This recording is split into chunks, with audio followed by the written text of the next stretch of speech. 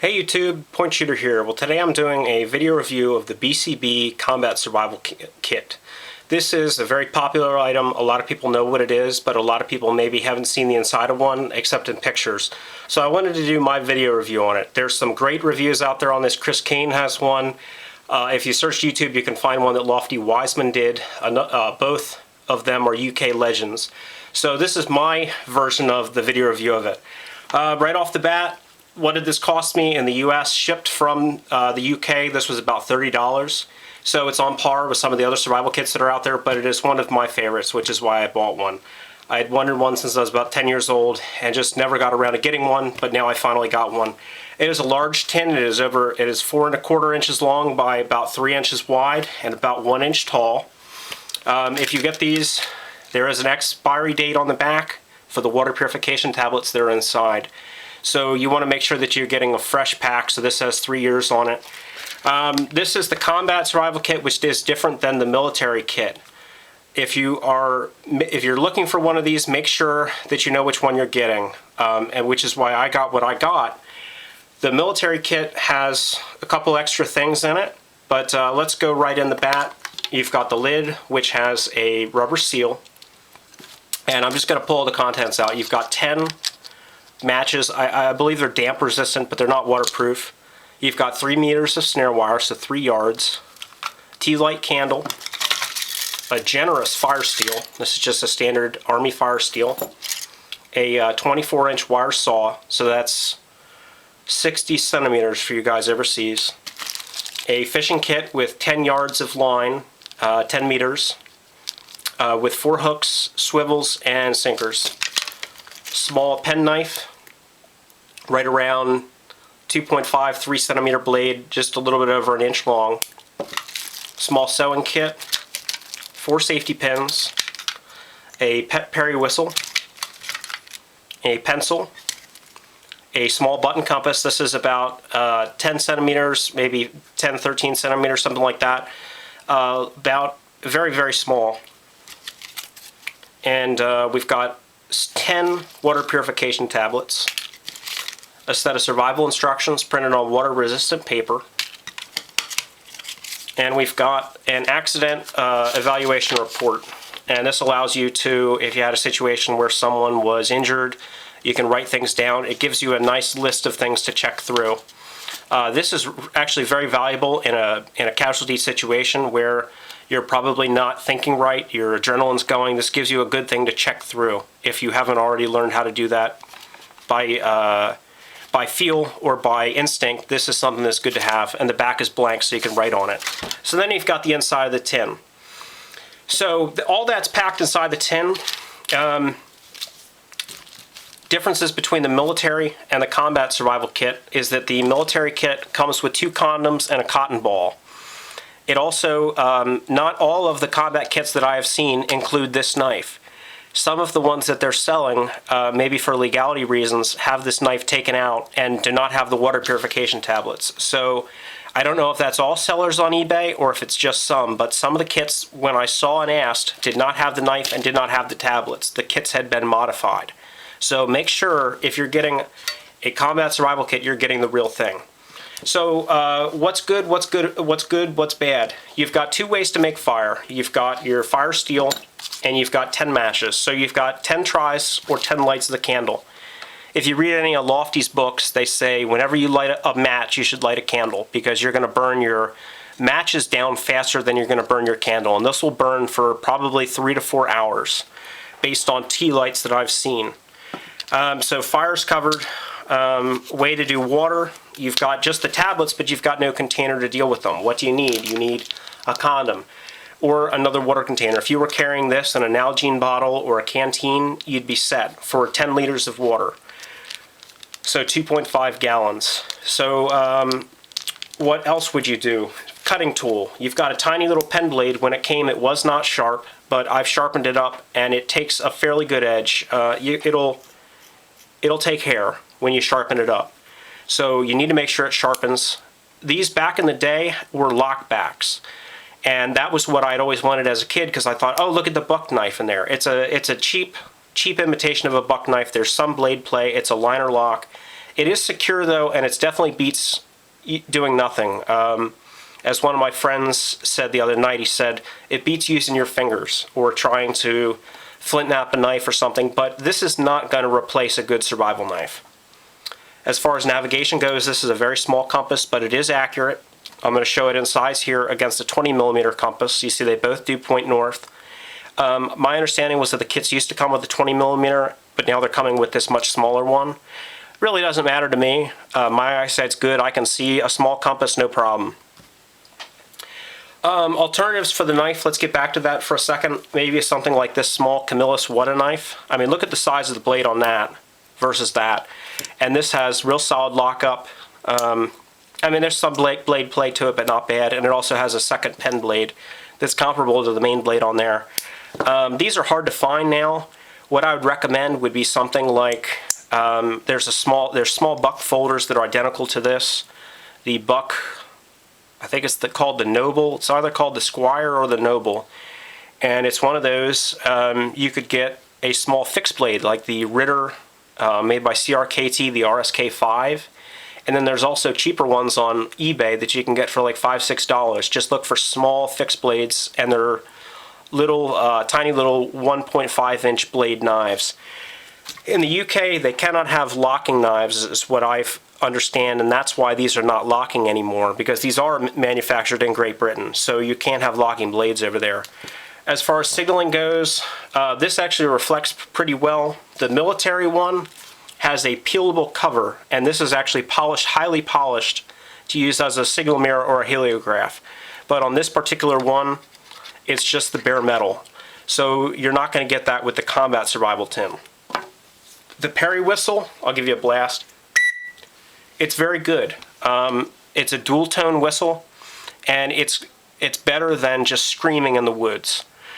Sewing kit is good. Safety pins, 2 buttons. Fishing kit. Let me show you one of the hooks real quick. 10 meters of line is good, but the hooks, I mean, look how small that hook is.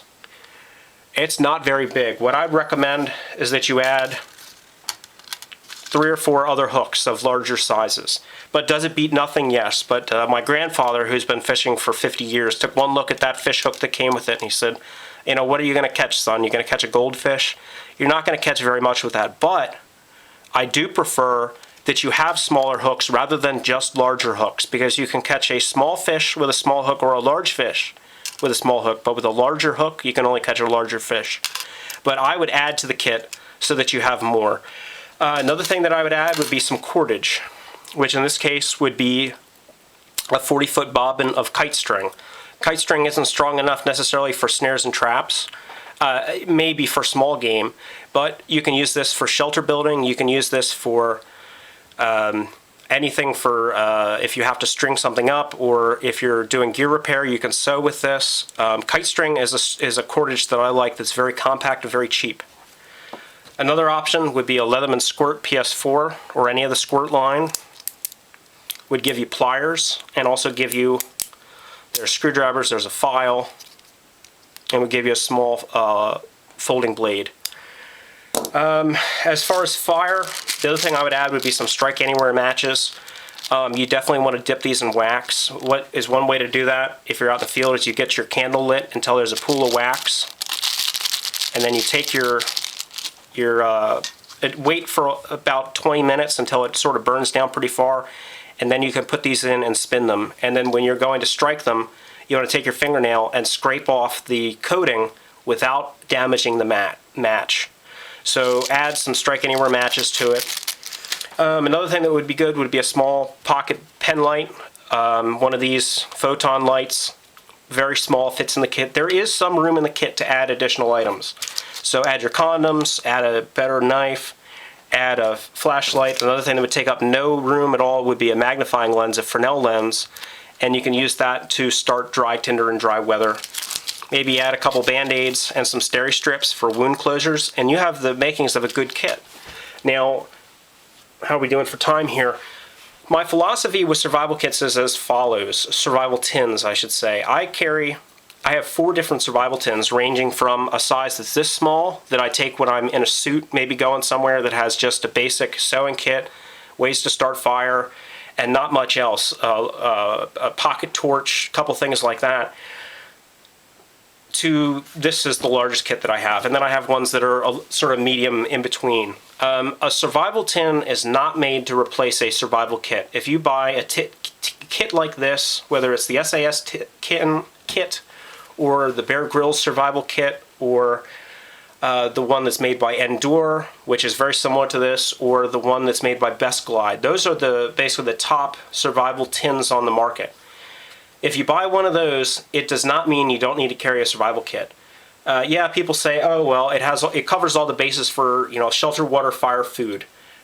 It really doesn't have any shelter materials with it, and the 10 meters of fishing line isn't going to help you really build a shelter. You need cordage, you need a cover, you need to get down to the 5 C's. If you're just going with this, and this is your only knife, you're going to be very limited in what you can do. Can you go out and split and baton wood with this? No. Can you chop with this? No. The basics that I would see this being used for, this knife, is for skinning game, a fish, something like that. Could you gut out a whole deer with it? If you had to, it's better than nothing. Another thing the military kit comes with that this does not is 2 single-edged razor blades. And again, you know, razor blades are okay for small things like cutting fish or cutting bait, but they're not going to be doing a lot for you. The reason that I would use this would be to save your larger blade for bigger tasks, that instead of trying to gut a fish with your K-bar or your Chris Cane knife or blind horse knife or whatever it is that you've picked, that you can use this small blade to do some of the smaller tasks. You could feather wood with this, you could do a lot of things with it. Another thing that might be good would be a can opener. If you had canned food with you or had access to it but you did not have a way to open it, you can use a knife to open a can, but it's not safe and I don't recommend it. So include a P38 in there. Basically, you just want to sort of flesh out the kit, but as I said, it's not meant to be your standalone survival kit. All this is meant to do is give you some of the essentials in a tin that is a backup to everything else that you have. If you lost everything but this tin, you'd be okay for some people who are experienced. You'd be okay for a while, but you're not going to make it a week with this. Rich the Ridge Hunter asked me, he said, if you, point shooter, had just that tin, could you go and camp for a week? And that's not even considering that you might have to be on the move or going cross country. No, this kit would not in itself last me a week. None of my survival tins would. And I don't care if you're using the SAS or you're using the Bear Grylls kit or whatever. You need to have additional items. This is just meant to supplement the kit. It gives you a little bit of everything. It's like an appetizer. It's like a survival appetizer. Things like the flint, you won't wear this out in a survival situation probably. In a short-term 2 to 3 day survival scenario, this is way overkill. You could get away with a much smaller ferro rod, but it's there. But that's not the scope of the kit. This kit is meant to supplement other survival items that you have. Another example would be if you're on an airplane, if you're doing carry-on, you know, you can't take a fixed blade. You would have to leave the knife at home. I don't know if you'd get in trouble with the striker or not. It's not sharp, so I don't see why you would. But this would be something that you could carry on in your luggage, and then if you had other survival items in your checked baggage that you could hopefully get to after a crash. Again, it's just meant to give you some of the essentials that are in your pocket at all times, so that if you are caught out unprepared, you at least have something. Something is always better than nothing. There is no trash in a survival situation, only things you can use. So that's basically my review of the kit. Do I recommend you buy it? Yes, but I recommend that if you do, that you personalize it. There is no kit on the market that I've checked personally, or I've seen them. I haven't purchased all the ones like the ones I mentioned, the Bear Grylls, the Endure, the Best Glide survival kits, but I've either seen them in person or gone over the contents very carefully. And I can tell you that none of them, including the military or combat survival kit, is enough to sustain you without other items. This is just enough to get you started, but you need to carry a more comprehensive kit. So that's basically my overview of the kit, guys. I hope you guys enjoyed it. Feel free to get in touch at any time, and be sure to check aroundthecabin.com, where every Thursday at 9 p.m. Eastern, will be doing a talk show on survival. Be sure to check out our other hosts as well, Chris Cane, all the other guys that are on there, 80s podcast channels on there. Check out those guys and make sure that you subscribe for more videos. Hope you guys enjoy the vid. Take care. This is Point Shooter out.